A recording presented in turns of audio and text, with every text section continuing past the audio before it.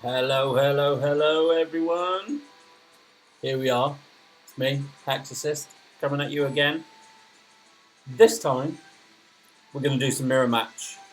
I haven't played it at all today, um, so that's why you don't have a deck here, because we don't know what we're going to be getting. And I like mirror match.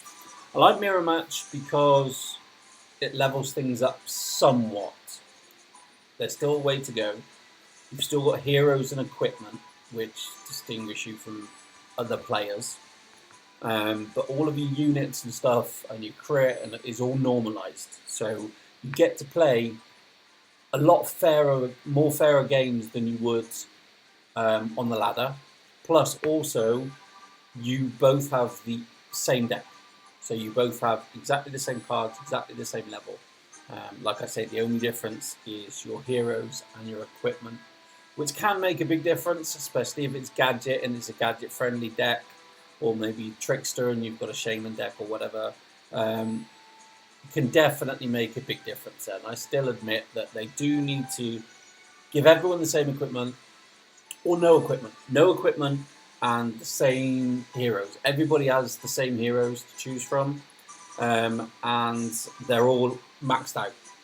So they're all level 20. So you've all got the same units, you've all got the same crit, you've all got the same cards, you've got the same heroes, and you've got no equipment. That would be the perfect way to do it. At the moment, it's not quite perfect, but it is better than it was. So let's go. Let's give it a try. Mirror match. So this is where you get to see me probably lose quite a bit. As you can see there, some of the big boys already played way too many games. I've been at work, so I haven't had a chance to play so far. But the one good thing that I do like about Mirror Match, really, really like about Mirror Match, is if you do get the 10 victories, free leggies. Everybody loves free leggies. So let's have a couple of games. Let's see what we get, and I'll show you sort of my thought process and things like that as soon as we get the cards. And we can speak about some of the mechanics and things that make things favourable. Here we go. So, it's Trickster. It's a Shaman deck, which is quite cool. I think we're going to go... I'm going to stay away from Cultist.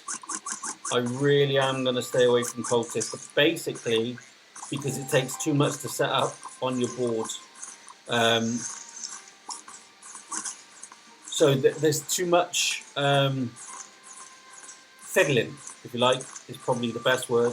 We're going to focus on Crystalmancer as our primary DPS, basically because it's good, it's solid, it will increase the damage as it goes through, and single target damage is really good. Then we'll go with our Executioner to try and finish things off.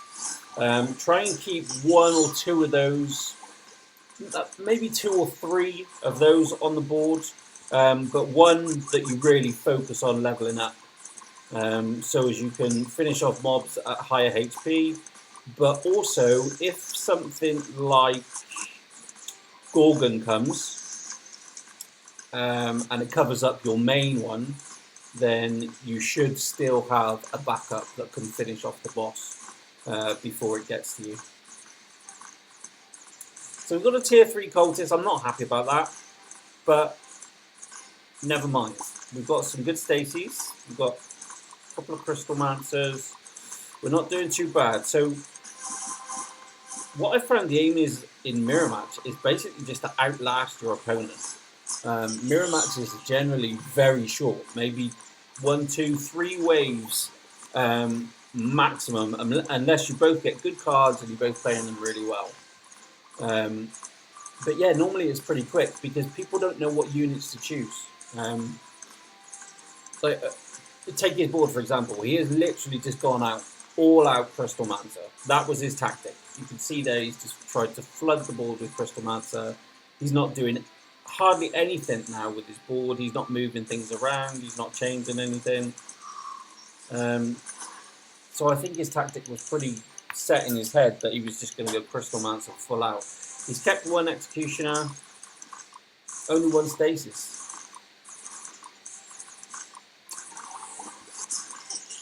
Now, having said all that, but you can also look at the way that he's leveled up his units as well. His Crystal Mancer is at level 3, everything else is at level 1, so he's not worried about Executioner, he's not worried about Stasis, anything. So with this game, I think we're pretty much good just to try and outlast this fella. So I think what we might do is focus on our Stasis. Basically just try and slow the board down, because we're going to last longer than he is. We've got some pretty decent damage. We'll look, take, level up Crystal Mancer. Fire off our Trickster again. And yeah, we will try and just outlast this guy. More stasis.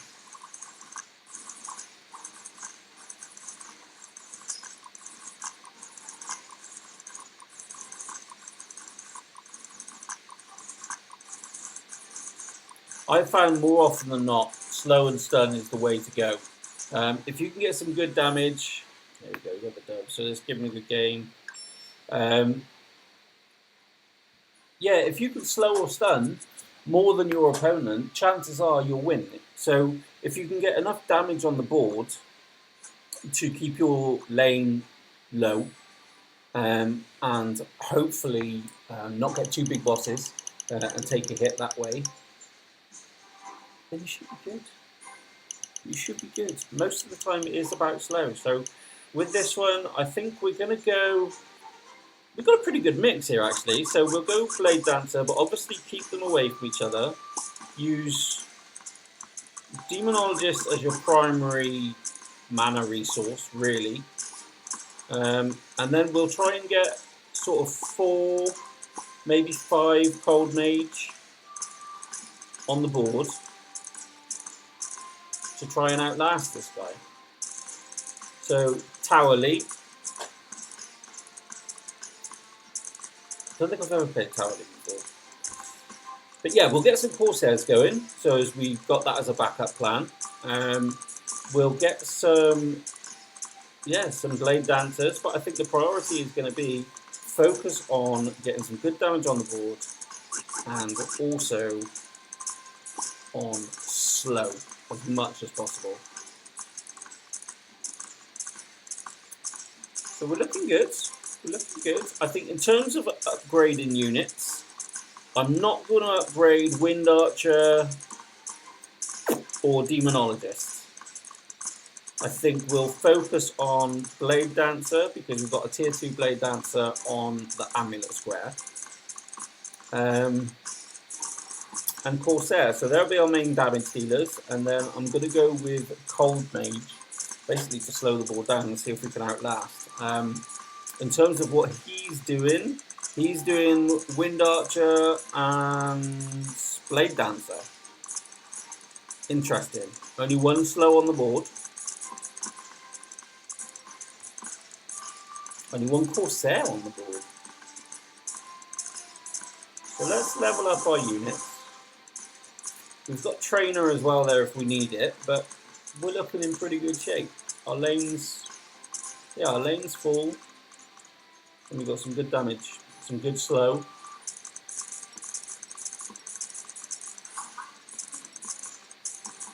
So we're about even in terms of damage, slightly behind I would say at this point.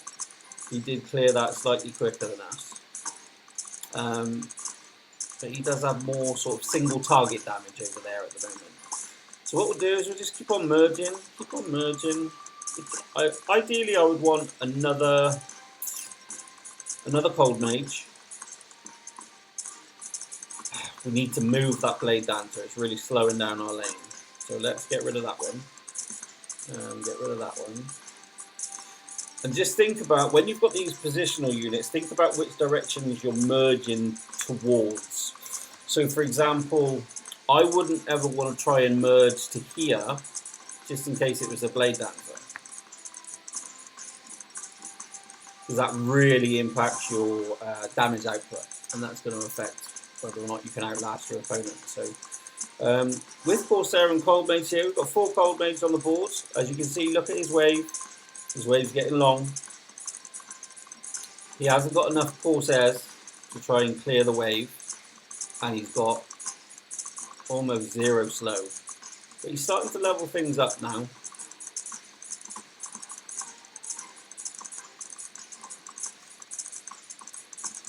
This could be it, you know. This could be it. Let's get ready for the dub. Good game. So there we go. Tower Lee from Reaper Crew. Good game, bro. 2 wins. Get that win streak. That they give you 1 extra trophy for. Oh, wow. I did have this discussion in the official Discord, and people didn't really like it. I don't know why, but personally, I think that the longer your win streak goes on, the more trophies you should get. So if you've won 1 game, the next game you should get an additional trophy. If you won 2 games, 2 trophies, 3 games, 3 trophies, and so on. Because I think personally, Mirror Match and the leaderboards especially should be all about your win rate and how long you were able to sustain that and keep it going. And you should be paid off for that rather than just, horror pandemic. Rather than just the amount of time that you can spend on the game and the amount of gems that you can use to play over and over and over again. I think it should actually mean something that you're winning consecutive games. And yeah, so I don't really know why that one was unpopular, but okay, so to this game. So this is Pandemic, this is Royal Star, this is a guildmate of mine. So we are going to try and play him. I can't remember what level his gadget is, but we will have our 20 gadget. Like I say, the hero and the equipment, the one sort of inequality left in this game. We haven't really got a great slow. It's a choice between Pretzel Thrower and Thunderer, because you do get some slow with the Thunderer. You also get the AoE, so I think we're going to focus on everything except the Trapper, really. Although that slow does also give armor reduction as well. So I think in this instance we will probably try and level up everything. I wouldn't normally advise that because it's not very mana efficient. But we've got Princess, so that's going to help.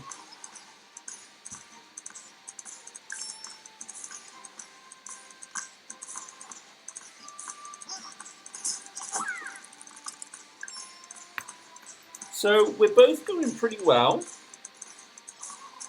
He's leveling up all his units as well, so he's going across the board. We're still only level 1. We haven't upgraded any of our units yet. Let's see who takes this out first. He's going to take it out before us. We do have Executioner. Finishes it off nicely. So do we work on our board or do we level up? Let's work on our board. Yeah, try and get a few higher tier units, maybe some tier 3s if we can. Tier 3 execution is going to be nice, that'll finish things off quicker. Couple of executioners. Right, I think that's pretty good. Now we'll start leveling up. I think we'll level up our Thunderer, because we've got that tier 4. Then executioner, that will finish mobs off with less life. Yeah, and I think we're good at the minute. Look at his lane. His lane's starting to expand. So we're good. I think we are good. Let's level up across the board. We'll leave Princess for now. I think we've got good enough mana generation with the mobs that we're killing. We've got good wave clear, so I don't think we're going to get any mega bosses at the moment.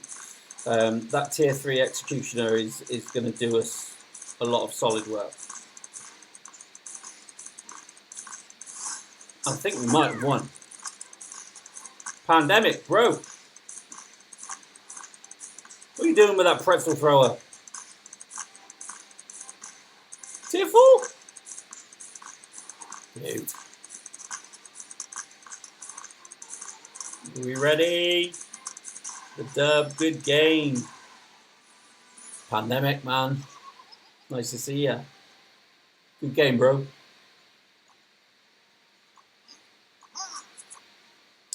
Okay, so somehow we are 3 for 3.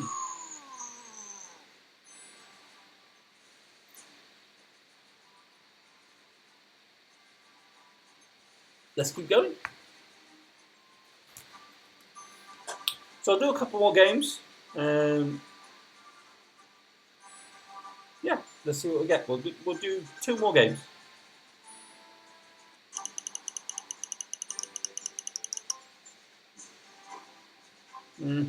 Okay. So, Cold Mage again. So yeah, focus on slow. We'll try and get a few blade dancers around the board. You guys probably know the perfect formation by now on the light squares.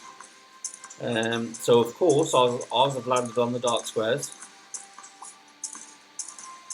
But yeah, we'll just focus on slow. Focus on slow. Get some decent damage on the board. Get some slow. Plague Doctor. I've always really liked Plague Doctor. I think it's been quite an underrated card. Yeah, I think it does a significant amount of damage. And the clouds that it leaves, the poison clouds, are amazing. So I'm quite happy with this. He's going for a cultist setup. He, she, they, sorry. Diz Dread. Good luck. So yeah, we're both going well. Not a lot of slow on that side of the board.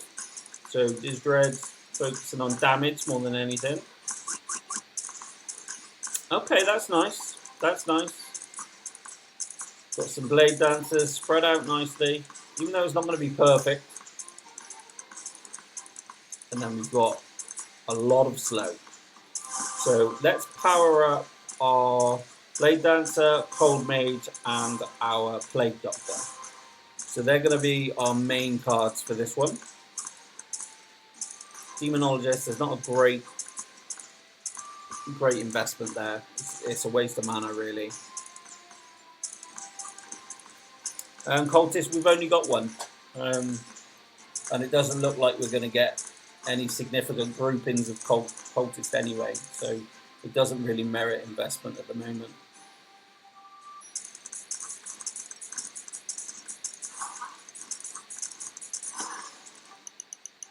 So the damage is actually very, very even at the minute. We finished that boss off almost like identical times. The one thing we have got to worry about is he got rid of his demonologist. He could have spammed us. He had a couple there. Yeah, we're going to need to do some work. So let's do some work. Let's move these around. Try and get a tier 2 blade dancer if we can. Maybe even tier 3. Tier 3 on an amulet square. That's nice. So let's whack up our blade dancer. We've got our snowflake if our lane gets out of control. So now we're going to focus on cold mage next. We've got 4 cold mage. And I think we're in really, really good shape. So again, focus on the slow.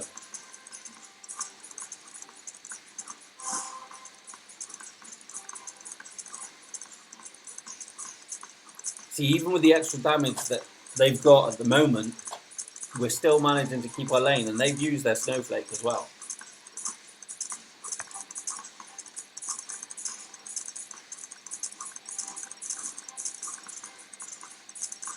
So this is going to get long. I don't think they're going to make it to the portal. Let's hit our snowflake, clear the lane a little. So 339 plays 922.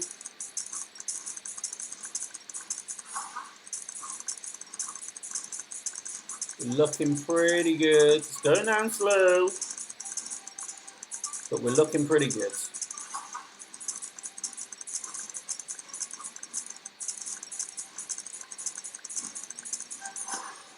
Okay, now we just finish off the tamer mobs, and we're all good. Let's chuck him over a demonologist, just for giggles. And now we have a couple of really nice blade dancers. Spam the board a little. He might have lost here. Still with a good game. I think he's out. Oh, it's going to be close. Yes. Good game, Dizdread from Lost Angels. Shout out. Good game.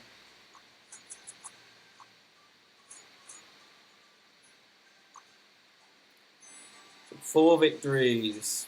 5 victory points. Where are we? Nowhere near. Nowhere near. 35?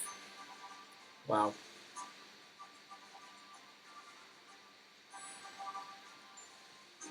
Okay, this is going to be the last one from me this evening. But yeah, just when it comes up, what your deck is, what your hero is, focus on a damage dealer, a support, something to do with mana if you can, and then a slow or a stun. If you can get slow and stun, that's absolutely awesome.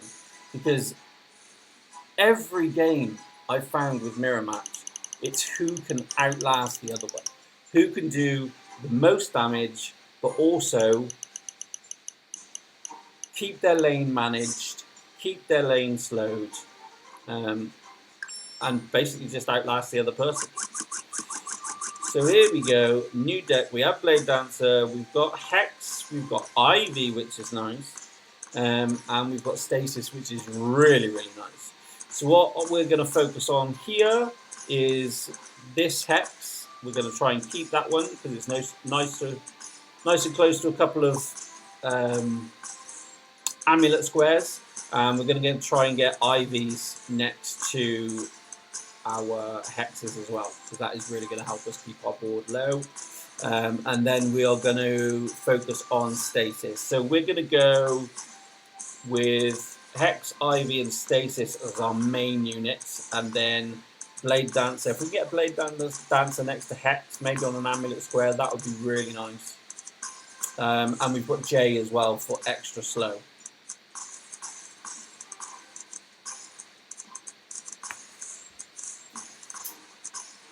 And if you don't know, I'll also show you a little trick with J about how to hit the boss, like, immediately.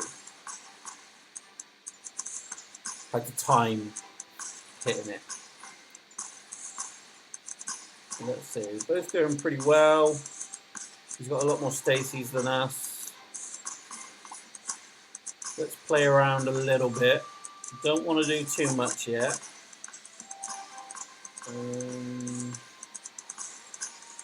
Let's do that. We've got Blade Dancer there, that's quite nice.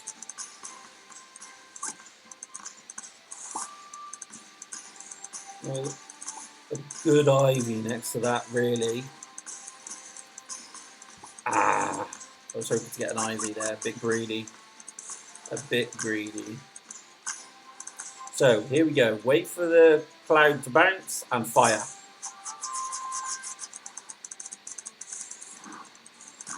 Hits the boss straight away. Unfortunately, we lost the mob.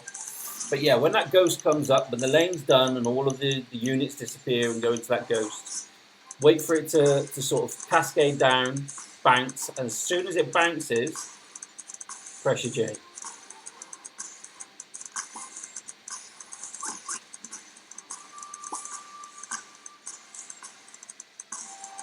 Okay. Stasis, he's got a good Ivy Hex. He has got a pretty decent Ivy Hex. I'm going to do something really silly now and merge two tier 2 stacies and see what we get. Oh, hex, that's embarrassing. Okay, but it did work out. We've now got a tier 4 Ivy next to a hex, which is cool. We need some more stacies. Let's try and get some more stacies. We haven't focused enough on the stacies. Right, let's try and get this lane down a little bit. A couple of levels onto the hex. So if we Blade Dancer and Ivy now, I'll really start putting in some good work. Some good wave clear. Ivy Hex, Ivy Hex. Why not both, bro?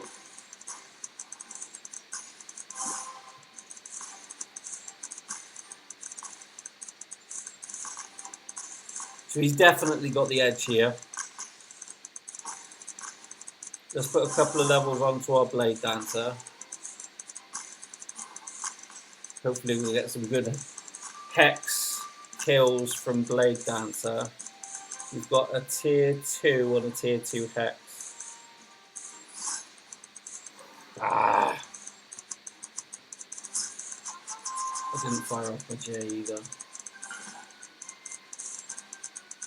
I was too worried about it just being tribute.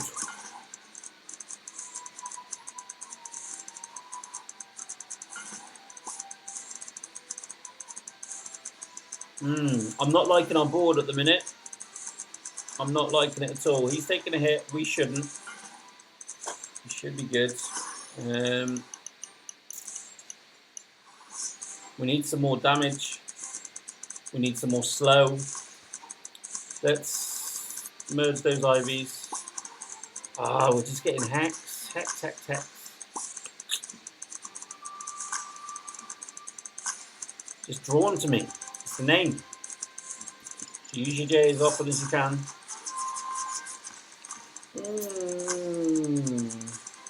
Not a fan of this. Really not a fan of this board, fellas.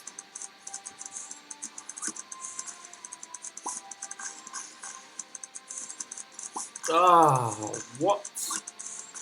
Come on. Stop giving me the hex. Bannerlord could be an issue.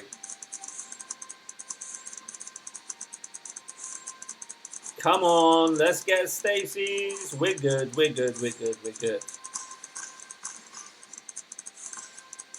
He, on the other hand, is not. This might be it. Oh, no, he got rid of his Bannerlord.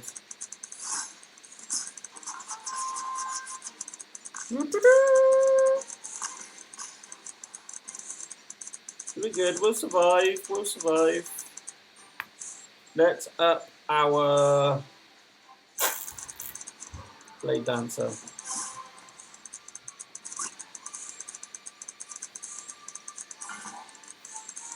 So again, now it's just all about the slow. If we can keep the boss slowed down just long enough for him to lose, basically. Good game. He gives us a thumbs up. Mana-san. Good game, dude.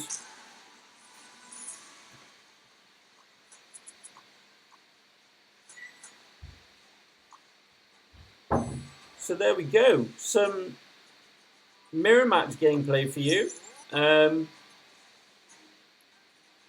hope you enjoyed it. And yeah, just remember, mirror match, all about just outlasting your opponent. Just get enough damage on the board so as you can clear your waves. As long as you can clear your waves, you're in a good shape.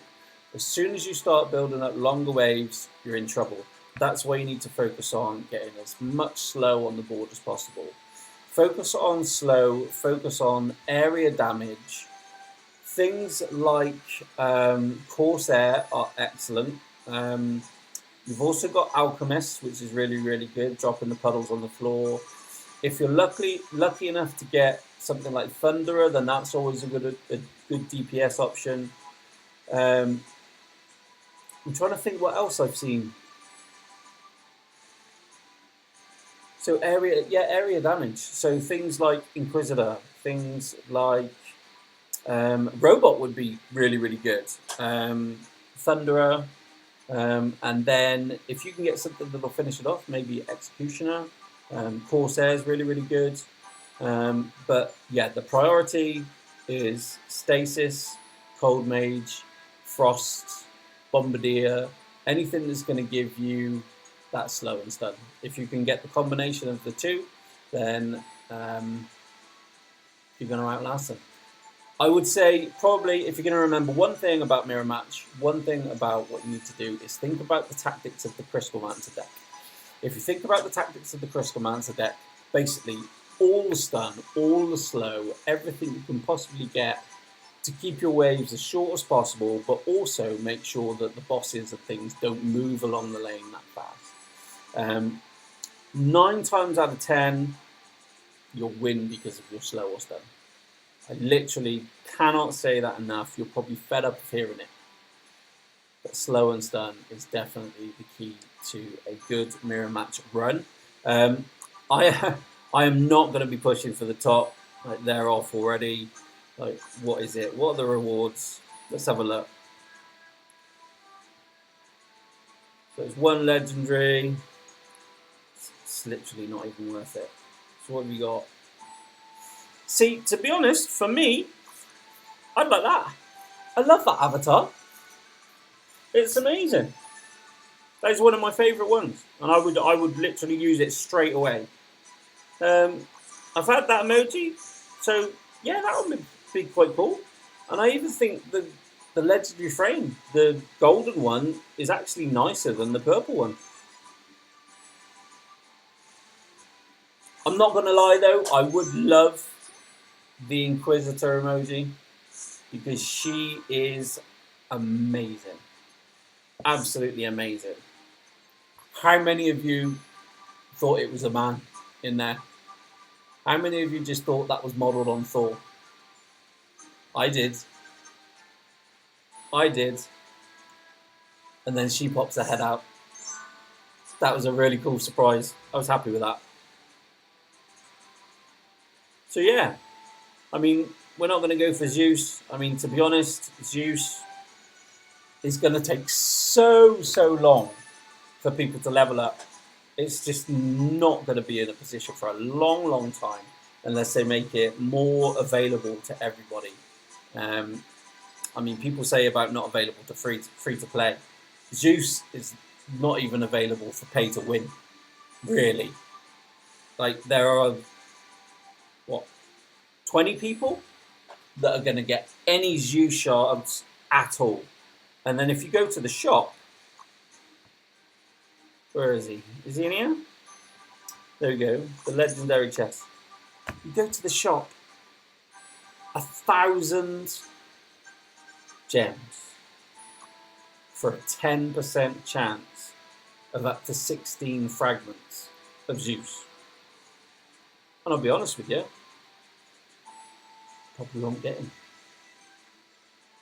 You would be much better off spending your saved up gems on Epic Heroes chest or Archmage's chest, where you know you're going to get a legendary, or you know you're going to get a good Epic Hero.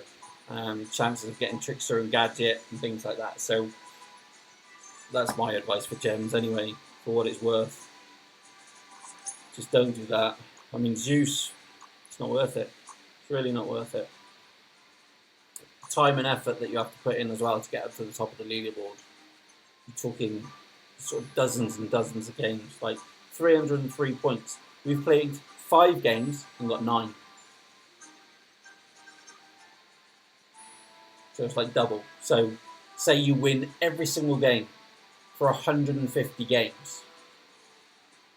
You will be first, but by then, they'll have played another 150 games. So as much as I enjoy Mirror Match, I would say just play your free fights. Just have fun. Get your free legendary that comes from the 12 wins.